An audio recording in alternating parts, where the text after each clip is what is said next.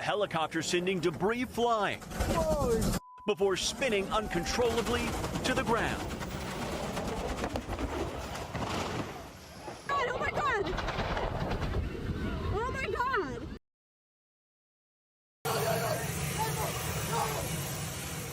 Yes, that's me. And I think you're wondering how it ended with me in this situation. It started 7 days ago. I was walking along Huntington Beach trying to clear my head, trying to forget what I'd done.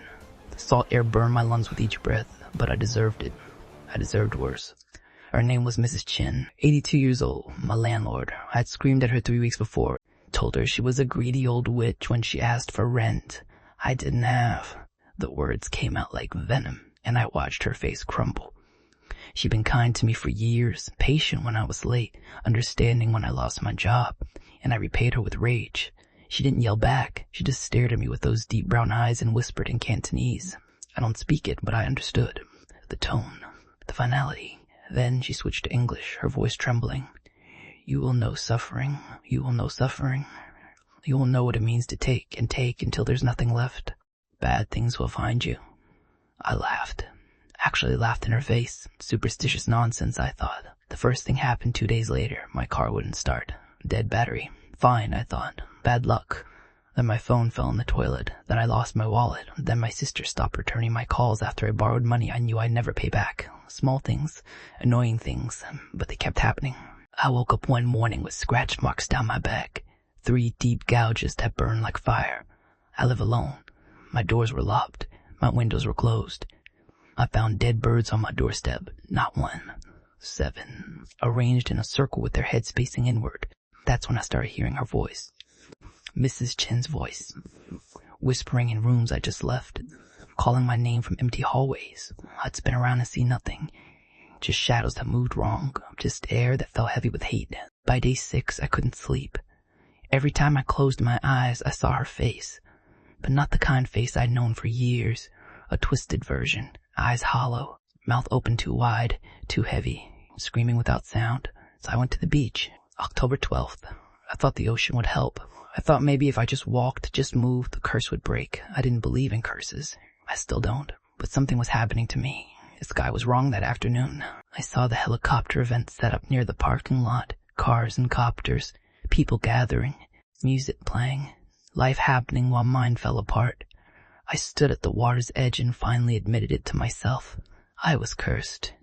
Mrs. Chen had cursed me, and it was real. I pulled out my phone to call her, to apologize, to beg forgiveness. My hands were shaking so bad I could barely dial, and that's when I heard it. The sound of a helicopter engine sputtering, actually spinning in midair like a child's toy. My blood went cold. This was it. This was the bad thing she promised.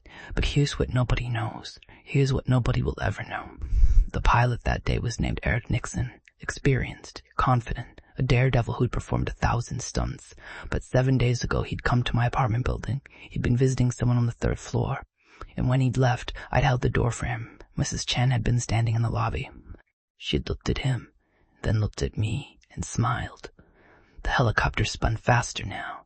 I watched in horror as it dropped altitude, heading straight for the pedestrian bridge. People screamed. Parents grabbed their children. Someone shouted to call 911. And I understood. The curse wasn't just for me. It was for anyone connected to me. Anyone who'd shown me kindness. Anyone who'd crossed my path in those 7 days. Anyone who'd crossed my path in those 7 days. Because he'd been polite to someone who deserved nothing but suffering. I started running toward the helicopter. I don't know why. What could I do? Stop a crashing aircraft with my bare hands? But my legs moved anyway, driven by guilt and terror and the horrible realization that this was my fault. The pilot inside that cockpit had seen something. I know he had. Because 3 days ago, I'd started seeing them too. The figures, they weren't solid, like darkness that learned to move. They'd been following me since day 4, watching from corners, standing at the foot of my bed, breathing cold air down my neck, and now they were swarming the helicopter. I saw them through the windscreen. Dark shapes pressing against the glass, crawling across the tail rotor. One of them was inside the cockpit with Eric. I could see its form hovering behind his seat, long arms reaching around to cover his eyes. Eric was screaming behind his seat, long arms reaching around to cover his eyes. I couldn't hear it over the roar of the dying engine and the wind and the crowd's panic, but I could see his mouth open, Could see him yanking at the controls. Could see the pure terror in his face as invisible hands pushed buttons, flipped switches, destroyed his instruments. The helicopter hit the palm trees with a sound like the world ending. Metal shrieked. Glass exploded. The tail section tore away and spun across the parking lot. The main body crashed into the pedestrian bridge, wedging between the staircase and trees. I reached the crash site as bystanders rushed in. 2 people were trapped inside.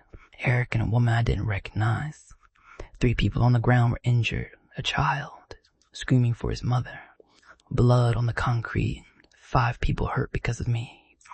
Because I've been cruel to an old woman who'd shown me nothing but kindness. I stood there frozen as emergency responders arrived. As firefighters extracted Eric from the wreckage, his ribs broken, his spine crushed. As they pulled the woman out.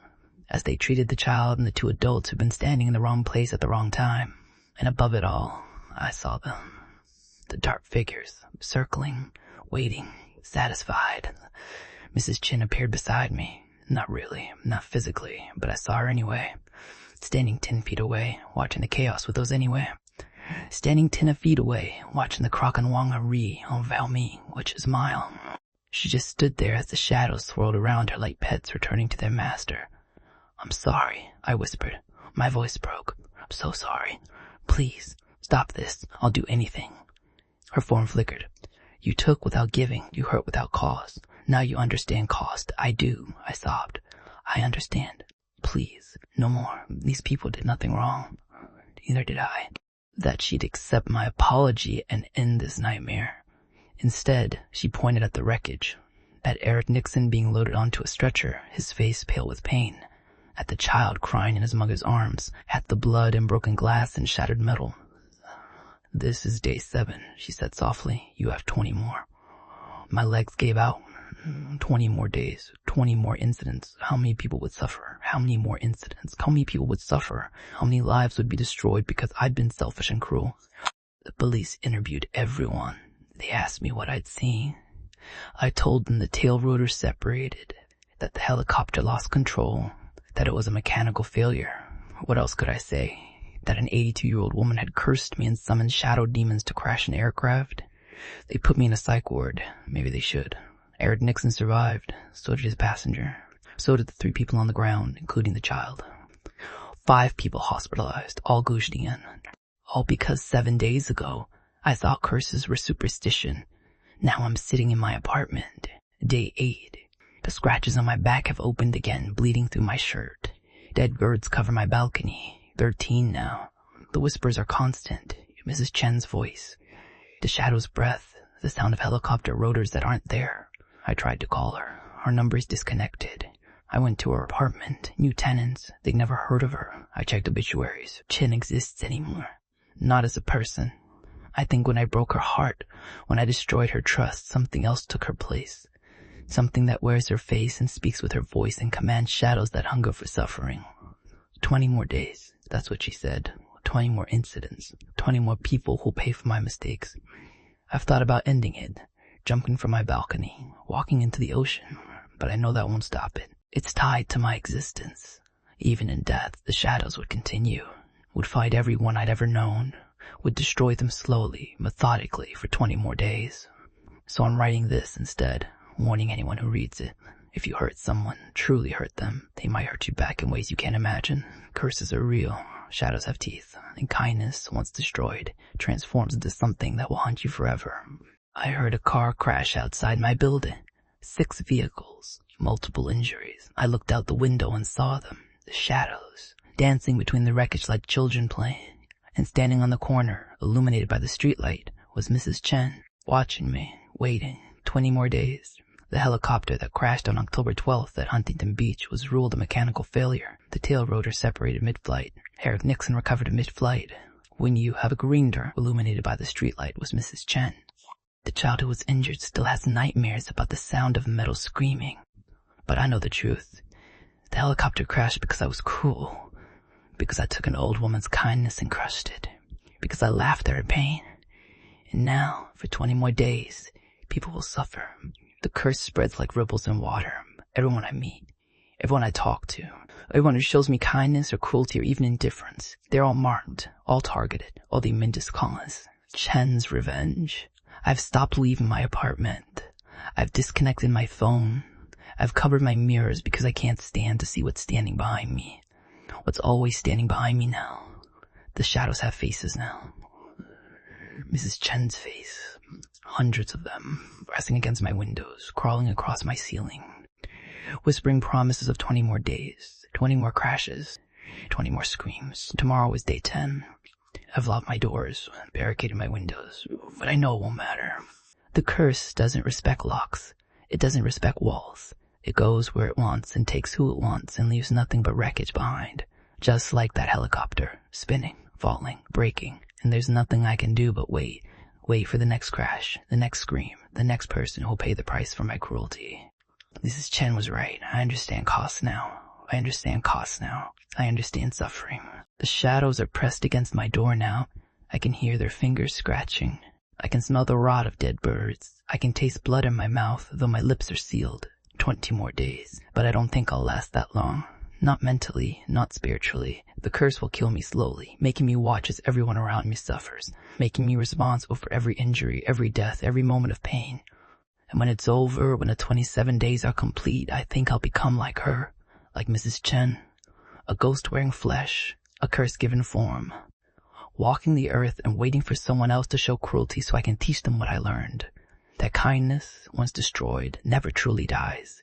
It just transforms into something hungry, something patient, something that counts to 27 and makes you watch as everything you touch turns to ash.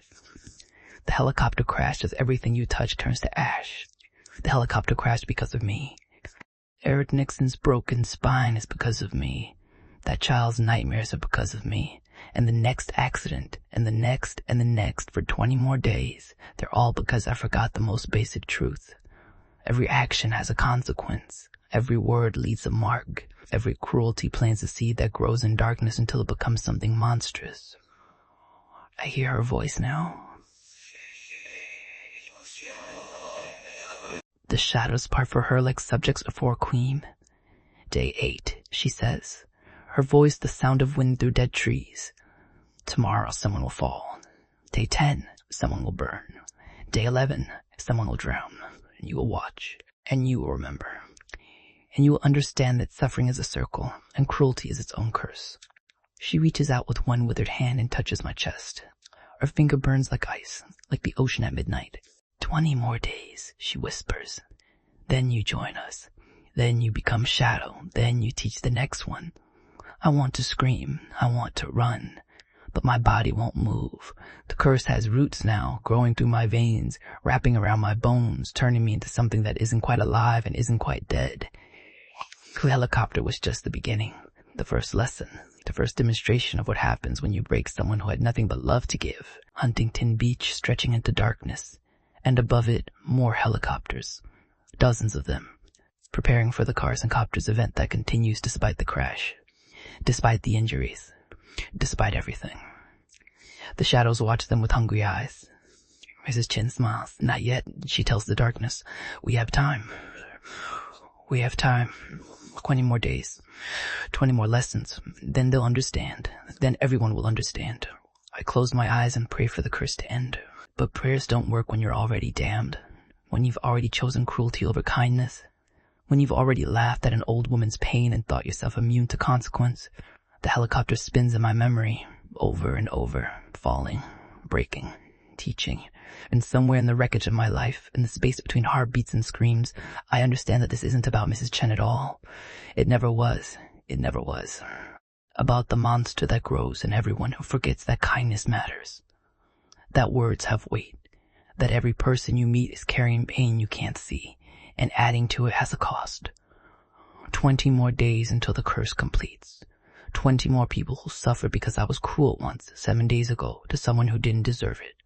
But the real curse isn't the shadows, isn't the accidents, isn't even the counting. The real curse is knowing. Knowing that every helicopter that crashes, every car that collides, every person who falls, is because I forgot what it means to be human. Because I chose anger over empathy. Because I laughed when I should have listened.